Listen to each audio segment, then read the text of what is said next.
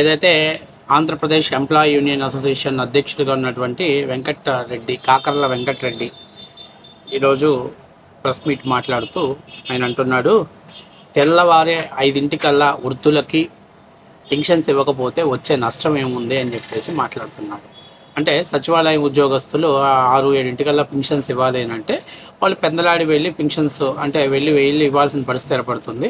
సచివాలయంలో ఉన్నటువంటి ఎంప్లాయీస్ అంతా కూడా సిటీకి దగ్గరగా ఉంటారు కాబట్టి గ్రామీణ ప్రాంతాల్లోకి వెళ్ళాలంటే 5-6 లెగిసి వాళ్ళు వెళ్ళాల్సిన పరిస్థితి ఏర్పడుతుంది. కాబట్టి ఆ పెన్షన్స్ని 8-9 వస్తే అంటే ఒక 3-4 గంటలు లేట్ అయితే వచ్చేటువంటి ఇబ్బంది ఏముంది అని చెప్పేసి మాట్లాడుతున్నాడు. గతంలో ఇదే వెంకటరెడ్డి రాష్ట్ర వ్యాప్తంగా ఎన్నికలు జరుగుతున్న టైంలో సిగ్గుశరం విడిచి ఒక ప్రభుత్వ ఉద్యోగాన్ని కూడా మర్చిపోయి జగన్మోహన్ రెడ్డికి ఓట్లు వేయండి, 1,80,000 సచివాలయం ఉద్యోగస్తులు ఇచ్చాడు, 2,30,000 వాలంటీర్ వ్యవస్థను తీసుకొచ్చాడు, మనల్ని గ్రామ స్వరాజ్యాన్ని పెద్దగా తీసుకొచ్చారు కాబట్టి జగన్మోహన్ రెడ్డికి ఓట్లు వేయండి అని చెప్పి బహిరంగంగా చెప్పినంటే దీన్ని బట్టి అర్థం చేసుకోవాల్సింది ఇది వైఎస్ఆర్సీపీకి బానిస కుక్క అని అర్థం చేసుకోవాలి మనం. ఒకటి. రెండవది, గతంలో ఎంప్లాయీస్ మాకు జీతాలు ఇవ్వట్లేదు, మాకు మెరుగైనటువంటి టీఏడిఏలు కానీ లేకపోతే ఫిట్మెంట్ కానీ లేకపోతే సరైనటువంటి పిఆర్సీ కానీ అమలు చేయట్లేదని చెప్పేసి గతంలో ఎంప్లాయీస్ అంతా కూడా పెద్ద ఎత్తున చర్చలు జరుపుకుంటూ ఈ సోదోడికి 4-5 సార్లు చెప్పారు. అంటే ఎందుకు ఈ నా మాట అన్నానంటే, కేవలం మనోడు వెనక తోక తగిలించుకున్నాడు కాబట్టి జగన్మోహన్ రెడ్డి కోసం మాత్రమే పనిచేస్తున్నాడు. గతంలో వీడు సోదోడిలాగే వ్యవహరించాడు. ఎందుకు దానికి ఉదాహరణ చెప్తాను వినండి.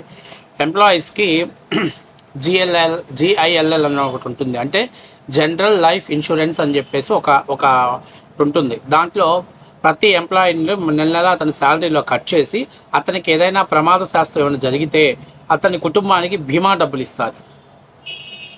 అంటే అతనికి ఆ కుటుంబం రోడ్డును పడకుండా ఉండటం కోసం ఇచ్చే ఇన్సూరెన్స్ డబ్బులు అనమాట. ఆ డబ్బుల్ని కూడా జగన్మోహన్ రెడ్డి మొత్తం వాడుకుంటే కనీసం ఇది తప్పు అని చెప్పి మాట్లాడాలి. తెలంగాణ కంటే బెటర్గా ఫిట్మెంట్ ఇస్తాను, పిఆర్సీ ఇస్తానని చెప్పి సిపిఎస్ని రద్దు చేస్తానని చెప్పి జగన్మోహన్ రెడ్డి ఎంప్లాయీ చేత ఓట్లు వేయించుకుంటే జగన్మోహన్ రెడ్డి పిఆర్సీ సంగతి దేవుడు ఎరుగు, ఫిట్మెంట్ సంగతి దేవుడు ఎరుగు, అలాగే శాలరీస్ కూడా సరైన టయానికి ఇవ్వకపోతుంటే, అలాగే వాళ్ళ యొక్క డబ్బులు దాచిపెట్టుకున్నటువంటి డబ్బుల్ని కూడా పిఎఫ్ డబ్బుల్ని కూడా జగన్మోహన్ రెడ్డి లాగేసుకొని వాడుకుంటే వీళ్ళు ఎవరైతే ఇప్పుడైతే మాట్లాడుతున్నాడు ఈ కాకర్ల వెంకటరెడ్డి అనేటువంటి వ్యక్తి జగన్మోహన్ రెడ్డి ఇంట్లో ఊడిగం చేస్తున్నాడు. ఆ రోజు జగన్మోహన్ రెడ్డి బాత్రూంలో టాయిలెట్లు కడుగుతున్నాడు ఈడి యథవ. ఆ రోజు ఇవాళ లెగిసి ఎంప్లాయీస్ అంతా నా తమ్ముళ్ళు, ఎంప్లాయీస్ కష్టం వస్తే నేను ఊరుకోను, ఎంప్లాయీస్ని కష్టపడితే నేను ఊరుకోను అని చెప్పేసి మాట్లాడుతున్నాడు. ఎంప్లాయీస్కి కూడా గతంలో ఏ రోజు కూడా రిటైర్డ్స్ ఉన్నటువంటి వాళ్ళకి అనేక జీతాలు కూడా ఇవ్వలేని పరిస్థితుల్లో ప్రభుత్వం ఉంటే వాళ్ళు లచ్చన ఇది జీతాలు కూడా ఇవ్వట్లేదా స్వామి, మా పరిస్థితి ఏంటి ఆలోచించుకోమని చెప్తే ఆ రోజు నోరెత్తలేదు కనీసం. అలాగే కాంట్రాక్ట్ ఉద్యోగస్తులు రెగ్యులరైజ్ చేస్తానని చెప్పినటువంటి వ్యక్తి ఆ కాంట్రాక్ట్ ఉద్యోగస్తులంతా కూడా వాళ్ళకి జీతాలు ఇవ్వకుండా పొమ్మనకుండా వాళ్ళ చేత వెట్టి చాకరీ చేయించుకుంటూ చాలామందికి కాంట్రాక్ట్ ఉద్యోగస్తులకి చాలామందికి కూడా 6 నెలలు 7 నెలలు జీతాలు బకాయిలు ఉన్నప్పటికీ కూడాను ఈ యదవ ఆ రోజు జగన్మోహన్ రెడ్డిని పళ్ళెత్తి మాట కూడా అలా జగన్మోహన్ రెడ్డిని భజన చేశాడు. జగన్మోహన్ రెడ్డికి ఒక్కసారి సోషల్ మీడియా అంటే ఎంప్లాయీస్ యూనియన్ అసోసియేషన్లో ఒక చర్చ జరుగుతుంది. అందులో ఒక వ్యక్తి మాట్లాడిన వ్యక్తి ఏమనంటే ఈ వెంకటరెడ్డి లాంటి పోస్ట్ పెట్టాడు, సజ్జల రామకృష్ణారెడ్డితోటి చర్చలు జరుగుతున్నాయి, మన చర్చలు సఫలీకృతం అవుతాయి అని చెప్పేసి పెడితే అప్పుడు వాడు అక్కడ అందులో యూనియన్లో ఉన్నటువంటి ఒక కుర్రాడు, అంటే ఒక ఎంప్లాయీ ఉడుకు రక్తంతో ఉన్నటువంటి కుర్రాడు, సజ్జల రామకృష్ణారెడ్డితోటి చర్చలు కాదు మీరు జరపాల్సింది, మీకెలాగో పౌరుషం, సిగ్గు, లజ్జ, ఇంకా మాట్లాడాలంటే మొడతాడు కింద ఉన్నటువంటి తెగిపోయింది కాబట్టి మీ ఇళ్లల్లో ఆడవాళ్ళని సజ్జలతో మీటింగ్ ఏర్పాటు చేస్తే ఖచ్చితంగా మీ సమస్యల వరకు పరిష్కారం అవుతాయని చెప్పేసి వాళ్ళు గ్రూప్లో పెట్టాడు, బహిరంగంగా పెట్టాడు. ఒక్క ఎంప్లాయీ కూడా ఇది నువ్వు తప్పు, అలా పెట్టకూడదు అని చెప్పేసి మాట్లాడలేదంటే ఆ రోజు ప్రభుత్వ ఉద్యోగస్తులు ఎంత దారుణమైనటువంటి మానసిక వేదన పొందుతున్నారో ఆ రోజు మనం అర్థం చేసుకోవాలి.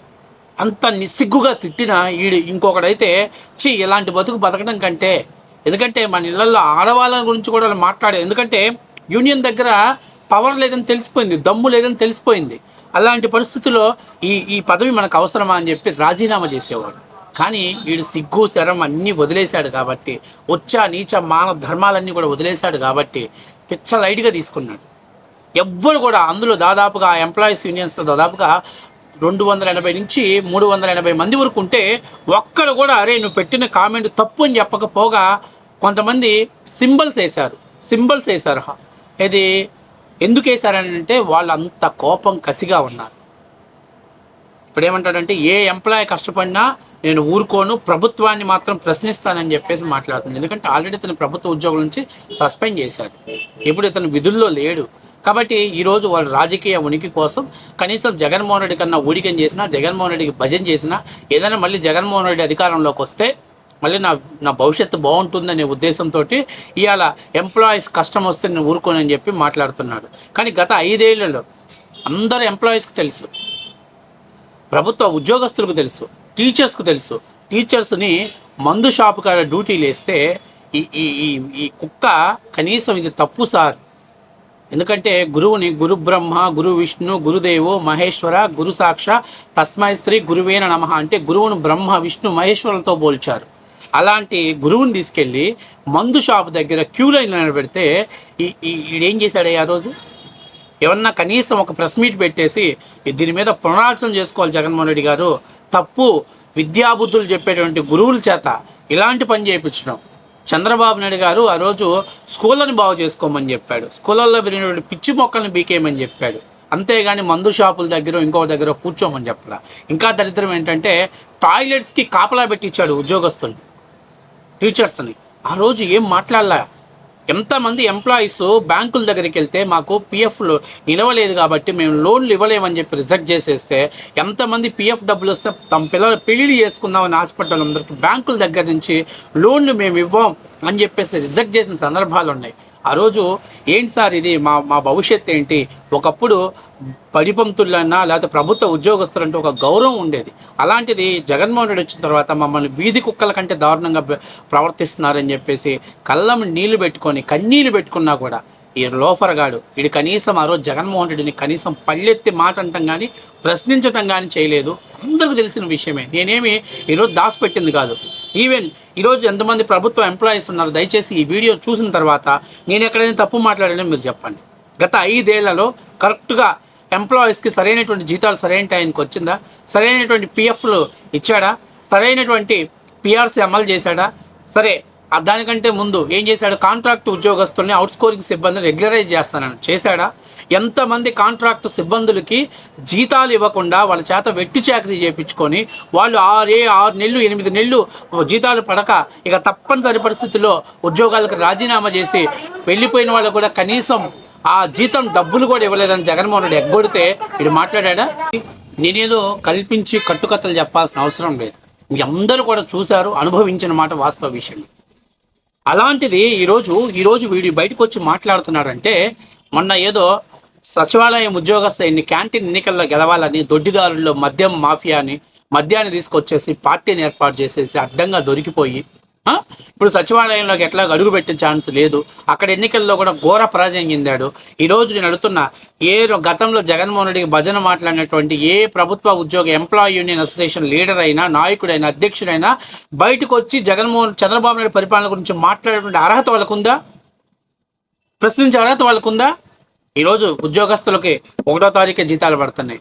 అలాగే పెన్షన్స్కి కరెక్ట్గా 1వ తారీఖే ఇస్తున్నాడు. గతంలో జగన్మోహన్ రెడ్డి ఊరు వాడా చెప్పాడు, నా వాలంటీర్లు, నా తోక, నా సైన్యం వాళ్ళు నేను చిటికేస్తే చాలు గంట కల్లా వెళ్ళి పెన్షన్స్ ఇస్తున్నాడు, 50 కుటుంబాలకు ఒక వాలంటీర్ ఉన్నాడు అని చెప్పాడు. ఈరోజు వాలంటీర్ లేకుండానే సచివాలయం ఉద్యోగస్తులు 2-3 రోజుల్లో పెన్షన్స్ పంపిణీ చేస్తున్నాడు.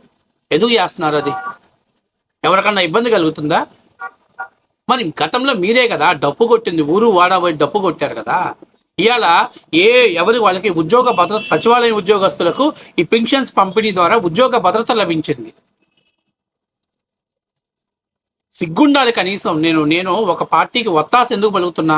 నీ బతుకు ఒక పార్టీకి ఒత్తాస పలకటమే. జగన్మోహన్ రెడ్డి ఇంట్లో విసిరేసిన ఇంగిల్ ఇస్తరాకుల్ని నాకటమే నీ పని.